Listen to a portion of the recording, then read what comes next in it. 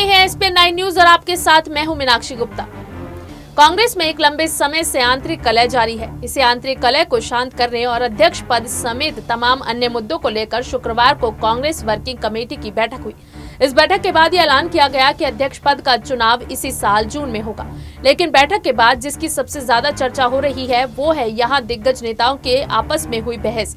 ये बहस इस हद तक पहुंच गई कि नेताओं को शांत कराने के लिए खुद राहुल गांधी को सामने आना पड़ा। राहुल ने इन नेताओं को जमकर फटकार लगाई। क्या कुछ बोले राहुल गांधी, जानने के लिए देखिए ये रिपोर्ट। दरअसल कांग्रेस कार्य समिति की बैठक में राजस्थान के मुख्यमंत्री अशोक गहलोत ने पत्र लिखने वाले ऐसे कई नेताओं पर निशाना साधा जो पिछले कुछ महीनों से संगठनात्मक चुनाव की मांग कर रहे हैं। सूत्रों के मुताबिक गहलोत की टिप्पणी पर पार्टी के वरिष्ठ नेता आनंद शर्मा ने प्रतिवाद किया और कहा कि यह अपमानजनक है। बैठक के दौरान कांग्रेस नेताओं के बीच टकराव को देखते हुए पार्टी के पूर्व अध्यक्ष राहुल गांधी ने कहा कि हम सब की भावनाओं का सम्मान करते हैं और चुनाव कराकर इस मुद्दे को यहीं खत्म किया जाना चाहिए।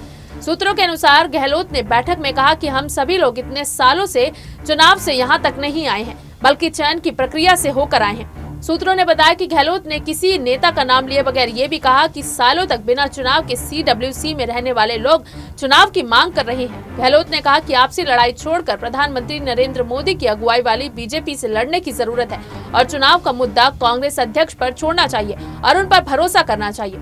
सूत्रों के मुताबिक वरिष्ठ नेता अंबिका सोनी, कांग्रेस महासचिव तारिक अनवर, हरीश रावत और कुछ अन्य नेताओं ने गहलोत की बात का समर्थन किया। सूत्रों का कहना था कि गहलोत ने भले ही किसी का नाम नहीं लिया, लेकिन आनंद शर्मा ने उनके कथन का प्रतिवाद करते हुए कहा कि उनके लिए अपमानजनक है।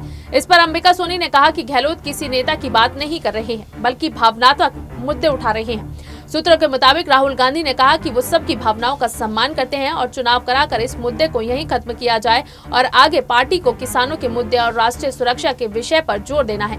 एक सूत्र ने बताया कि हरीश रावत और कुछ अन्य नेताओं ने राहुल गांधी को फिर से कांग्रेस अध्यक्ष बनाए जाने की पैरवी की।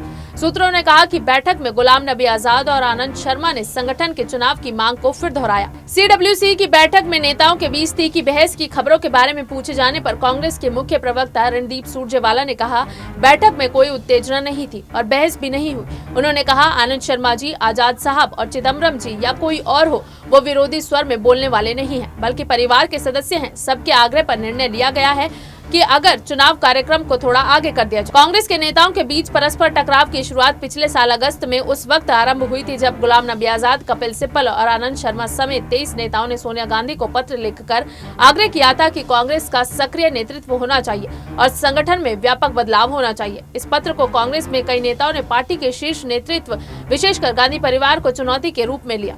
बिहार विधानसभा चुनाव और कुछ राज्यों के उपचुनावों में कांग्रेस के निराशाजनक प्रदर्शन के बाद एक बार फिर आजाद और कपिल सिब्बल जैसे कुछ वरिष्ठ नेताओं ने पार्टी के सक्रिय अध्यक्ष की नियुक्ति की मांग उठाई।